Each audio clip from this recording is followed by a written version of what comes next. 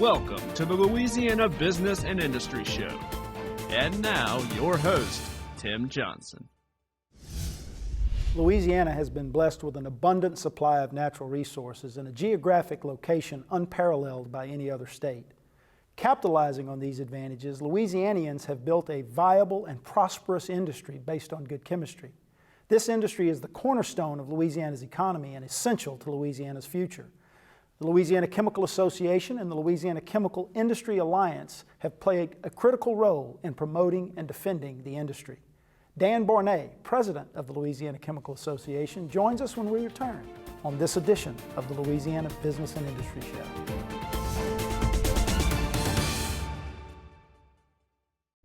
Since 1919, we've designed and constructed hundreds of industrial plants, roads, ships, dams, and executed some of the most complex jobs in the world. In fact, our quality and dependability are legendary. Today, the legend continues as Brown & Root delivers engineering, construction, maintenance, and industrial specialty services throughout the U.S. and the world from our headquarters here in Louisiana. We are Brown & Root.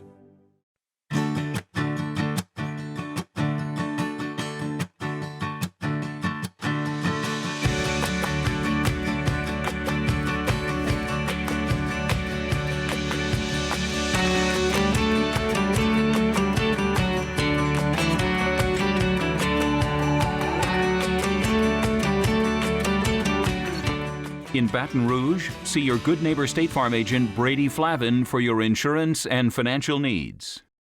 For over a quarter century, Kelly's has operated with honesty, integrity, and above all, safety. Kelly's features a fleet of quality equipment operated by dedicated, safety-minded employees skilled in land clearing, above-ground right-of-way maintenance, vegetation control, station yard and manned facility maintenance, above-ground pipeline support, and more. Kelly's Industrial Services, where pipeline right-of-way maintenance gets done right. Consumers and property owners with construction projects can have a successful result or regretful experiences that could have been avoided. Before any construction project, verify licensure of the contractor and check references. Scammers will claim to be insured or bonded, so always check first. Download our app, LA Contractor, from the Android or Apple Store. Visit our website, lacontractor.org, or contact the Louisiana State Licensing Board for Contractors. We're here to help before things go wrong. Hire a licensed contractor. It's the law. Welcome back to the Louisiana Business and Industry Show. Very pleased to welcome to the show Dan Borne. Dan is the president of the Louisiana Chemical Association and the Louisiana Chemical Industry Alliance, a friend and a mentor. Dan, welcome. Tim, thank you. Great to be with you, as always. Glad you're here. I think most people who watch this show are familiar, but remind our viewers about the mission and the history of the LCA and the LCIA. Well, the LCIA was an offshoot of the LCA. The LCA was born in 1959. And consisted of chemical manufacturers. That association has morphed over the years into 65 or so companies that operate worldwide, but that have operations in Louisiana. You have to have a chemical process in order to be in the Louisiana Chemical Association. So we have about 65 of those companies that operate at about 100 plants. Most of those plants are from Baton Rouge to New Orleans, as you all know, along the river. But we also have a very, very large concentration of plants in Lake Charles, in the Calcasieu area. The LCIA consists of those same plants, but over 800 suppliers and vendors, those who do business with our plants that provide us everything from pumps to paper clips to construction services to maintenance. If you picture a chemical plant as an aircraft carrier, clearly the aircraft carrier does not exist without the fleet.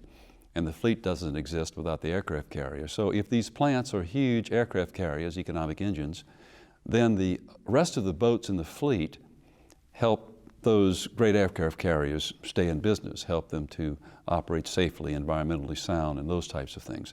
So the two organizations, one of the chemical manufacturers and the plants, the other of the chemical manufacturers and the suppliers and vendors, those are the two major organizations that operate out of our offices here in downtown Baton Rouge. My firm, the TJC Group, a proud member of the Louisiana Chemical Industry Alliance. Now, and we thank you for your business. We're glad to be part of it. I think most of obviously we talk about your role here today as president of the LCA and the LCIA. I think most of our viewers would recognize you as the voice of Tiger Stadium and the Pete Maravich Assembly Center. What many of them may not know is that you're also an ordained Catholic deacon. How has that impacted your life, Dan, and how does it impact your work day to day? Well, you know, deacons are ordained by bishops, and we are obedient to our bishop. And we're also under the careful tutelage of a pastor, because almost all deacons are assigned to a parish. And so Father Tom Ranzino is my pastor over at St. Jean Vianney, where I'm assigned, although my parish of origin is St. Aloysius, as you well know, because we were parishioners there for many years. Deacons are ordained to proclaim the gospel and to help at the altar, to help assist at Mass, generally as ministers of the cup or the precious blood, but also to be in the workplace, to be a symbol of the church in the workplace and doing acts of charity, acts of mercy, those types of things that we do both for our parishes and for the chantry, for the bishop's office. So what you bring to your everyday job as a deacon is a much greater appreciation of the difficulties that we all have to deal with as human beings, and hopefully a heart that's designed to be merciful and charitable in dealing with those types of things. And that equates into treating your employees decently, making sure that they have opportunities to care for their families, because families are so important. So these things reverberate into the community, and you don't often see us looking like deacons except that when we're in church, because we don't wear collars, we don't wear the traditional clerical garb. It's one more thing that I admire about you and the work that you do. Let's talk about the current status, the current state of the petrochemical industry in Louisiana. You mentioned the number of plants, the jobs that it creates, the economic impact that it has, the critical importance that it plays in the individual communities where it operates. Well, the industry is very healthy right now. The industry went through 10 years of very difficult times. From 1999 to 2009, the industry lost over 10,000 jobs, real jobs.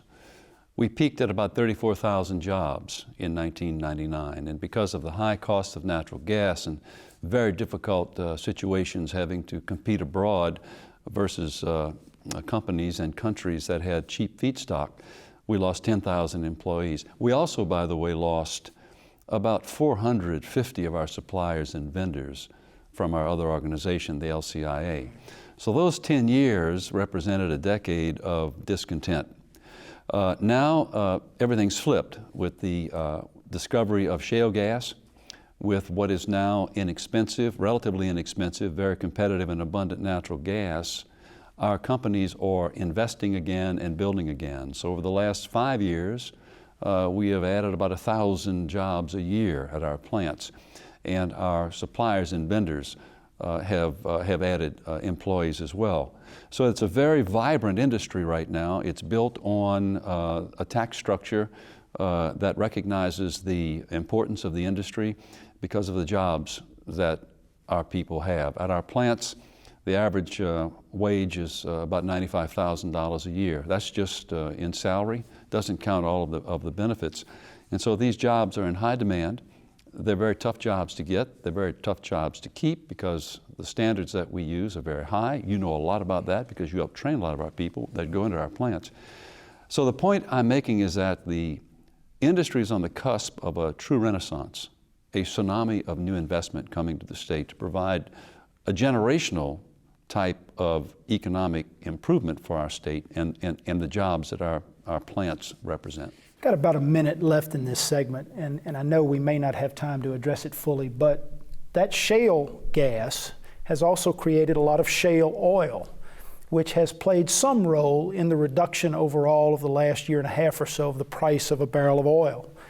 How has the decline in the price of a barrel of oil impacted the industry and the associated economics? Well, it's a complicated question, and we might want to wait till the next segment to treat it in terms of how it affects the industry. What we know, it's affected the state in a truly devastating way, because so many jobs in the oil patch are literally tethered to the price of oil. Well, that oil price has gone down, it has affected the oil patch. That affects the state, that affects everyone in the state, but we can get into how it directly affects the chemical industry maybe in our next segment. We'll do that. We're going to take a break. We'll come back. We'll jump into that and so much more. We're visiting with Dan Borne, and you're watching the Louisiana Business and Industry Show.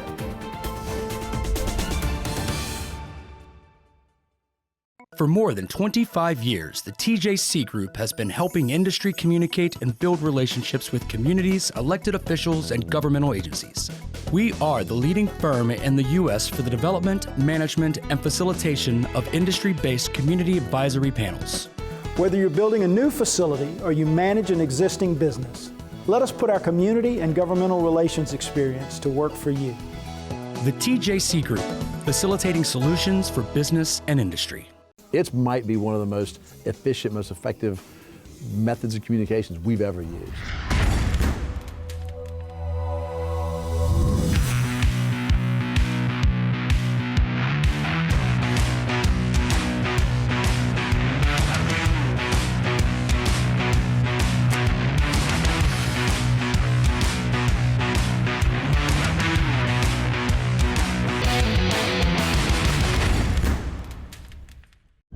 Since 1919, we've designed and constructed hundreds of industrial plants, roads, ships, dams, and executed some of the most complex jobs in the world. In fact, our quality and dependability are legendary. Today, the legend continues as Brown & Root delivers engineering, construction, maintenance, and industrial specialty services throughout the U.S. and the world from our headquarters here in Louisiana. We are Brown & Root.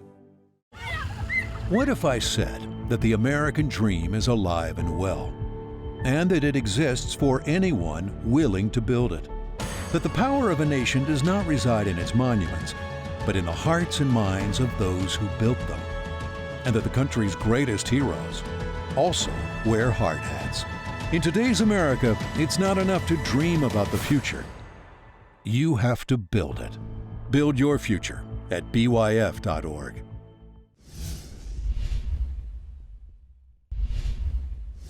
Welcome back to the Louisiana Business and Industry Show. We're visiting with Dan Borne, president of the Louisiana Chemical Association and the Louisiana Chemical Industry Alliance. And Dan, at the end of the last segment, we talked about the significant drop in oil prices over the last 18 months or so and its general impact on the state's economy. We've lost 10,000 jobs in that sector. But let's talk specifically about its impact on the petrochemical industry. Well, we use natural gas like a bakery shop uses flour. We use it to generate electricity. We use it to generate steam in our processes. We use it as a bakery shop would use flour in that we strip stuff out of natural gas and we make stuff out of it. So it's a raw material for us, a feedstock, just like flour is a raw material or a feedstock for a bakery.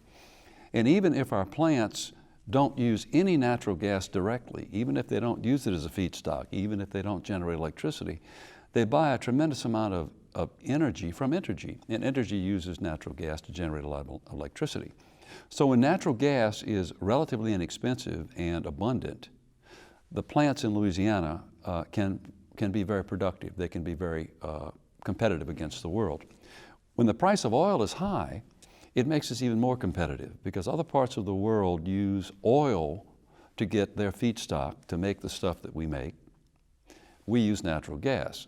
So when the price of a barrel of oil is at least 7 times greater than the price of a unit of natural gas, which we call an MMBTU, right, a little scientific term there, when that price differential is 7 to 1 or greater, then the Gulf Coast of America, specifically Louisiana and Texas, can basically knock the socks off the rest of the world when it comes to what we do and what we make. Well, a year and a half ago, Tim, oil was at $112 a barrel, and gas was about $3.50. Right. A huge differential there. Much more than the 7 to 1, right? Yeah, much more than the 7 to 1. And even oil at $30 and natural gas at $3, that's still a 10 to 1 ratio. So it's still favorable, but it's not as favorable. So then other things start playing in, like the value of the dollar. The dollar is very strong overseas, especially in Europe. So when we ship into Europe, when the dollar is strong, it makes our products more expensive. So if the Europeans have cheaper feedstock in oil, and if the dollar is strong, it makes it more difficult for us to ship and to compete in Europe. All that being said, low oil prices don't necessarily mean good news for the chemical industry, just like low oil prices certainly don't mean good news for the state fisc. The one positive thing is that many of our plants use derivatives from refineries as part of our processes. So as the price of oil goes down, some of those derivative chemical additives go down. But overall, I think we would like to see a more robust price for a barrel of oil, just because it helps us competitively overseas, and it certainly helps the state fisc as well. Well, you know, we read conflicting stories, I think, over the course of the last couple of weeks. Some saying that maybe there is, oil can still go lower. Others that say maybe we've hit the bottom and we're on our way back up. So obviously the state, the industry will be watching that very carefully. And there are two causes for that. There's a lot of oil. Right. And worldwide, although the best predictions are that by the end of this year that's going to tick up in terms of demand, but China, which is the huge consumer, is going through a recalibration now. They're going through a rebalancing of their economy, and they're not putting the demand on oil as others are. We have a lot of domestic oil because of shale exploration. So you have a twofer here. You have a lot of oil, and then you have a decrease in demand, and that's brought the price down. As we said, we'll watch it closely. Certainly the folks in state government are watching it closely, because every dollar drop in the price of a barrel of oil means about $12 million to the state fisc, and we're going to talk about that a little bit more later in the show. Depending on what you read and where you read it, you've seen over the course of the last 3 years or so somewhere between $60 and $80 billion worth of announced industrial expansion in the state. So let's talk about that in the 2.5 minutes or so we have left here in this segment. What's the actual number of announced investment for the petrochemical industry? How much of that has already been built or is underway? And how much do you think might get delayed or deferred as we go forward? Well, Lauren Scott gave us some numbers sometime last year in that regard. And if you just take the chemical manufacturing investment that's been announced, the state likes to announce total investment. We understand that, but a lot of that investment's going into LNG terminals. Right.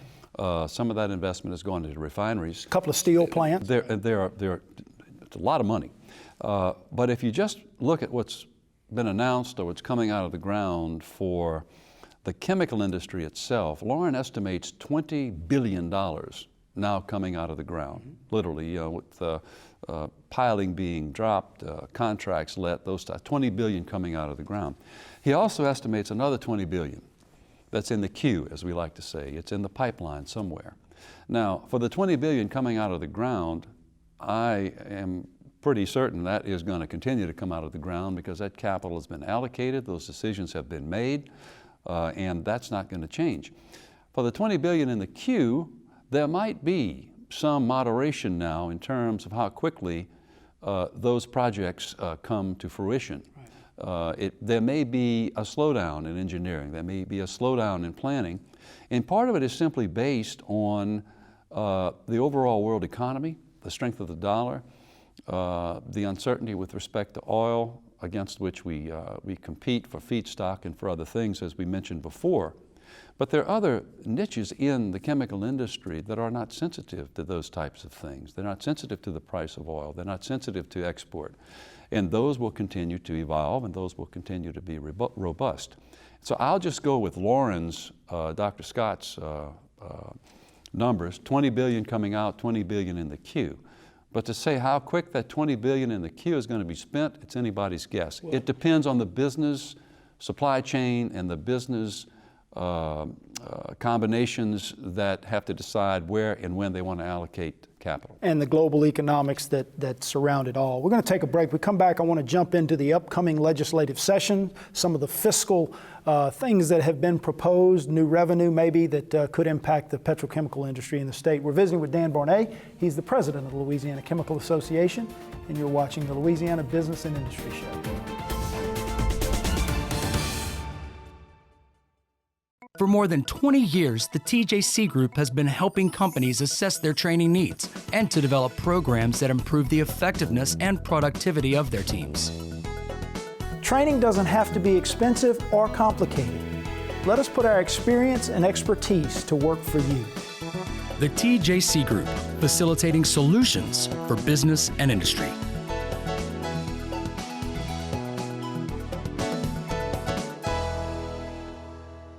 It might be one of the most efficient, most effective methods of communications we've ever used.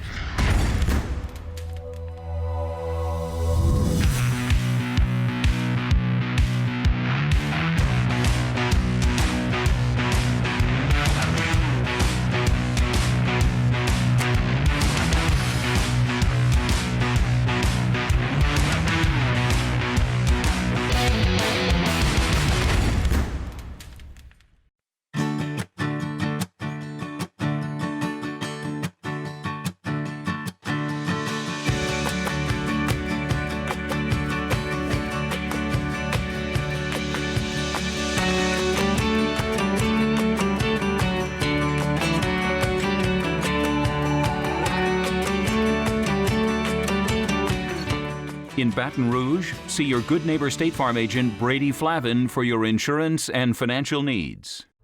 What if I said that whatever good things you build you? And that in this economy, sweat never loses its value? What if I said that there isn't a challenge in the world too great for a craft professional with the right tools? And that the steps that lead from where you are to where you want to be can only be built by you. Build your future at byf.org.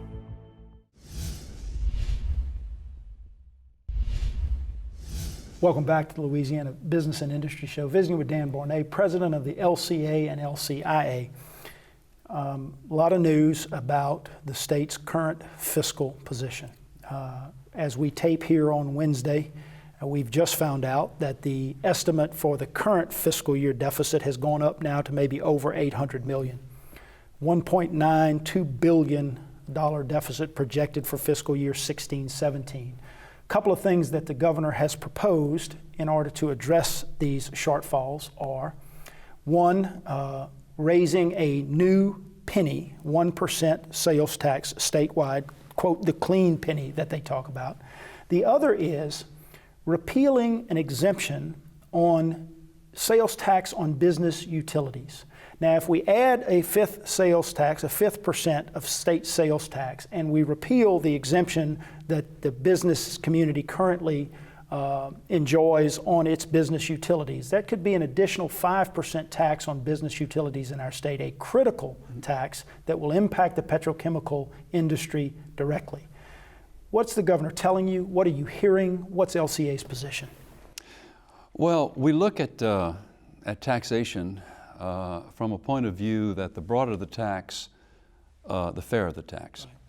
Right. Here in Louisiana, we have Piccadilly cafeterias.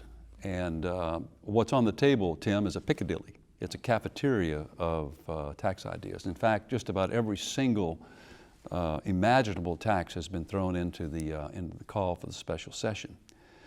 One way we look at it is that, and I think we share this with our business colleagues over at LBIS and other areas, we look at how much money is locked up right now, both constitutionally and statutorily, and how much of that money could be unlocked and reallocated to real priorities. Doesn't suggest that the dedication that's got it locked up now is not a good one, but in the overall range of things, how does it rank in terms of infrastructure, healthcare, education, workforce, those types of things that are really critical to the state? So I think the first thing we have to look at the spending side. Let's get a recalibration of that to make sure that what's being spent is being spent according to the priorities that are important to the state. Then you can start talking about revenue measures. And generally, the broader the revenue measure, as I said, the fairer it is.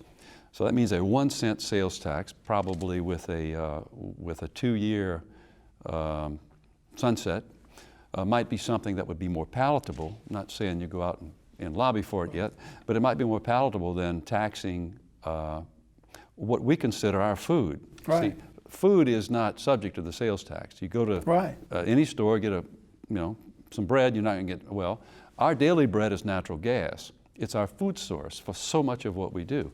And so we would really, really want to make sure that the legislature understands the negative impact this would have on an industry that's been brought to this state and is growing because there is no permanent tax on business utilities. And Tim, this would not only affect the chemical industry, but every business that pays the utility bill would have to incur that additional amount. Hundreds of small businesses across the state will be subject to that as well. And just to show we're sensitive to all of these potential tax issues, there are any number of corporate tax issues that are being proposed, including the reduction of federal deductibility, the way that the state treats net operating losses, carry forward, carry back, inventory tax. You know, all of these manipulations can severely impact, or have the potential of severely impacting, the $20 billion that's not coming out of the ground yet, the $20 billion that's in the queue.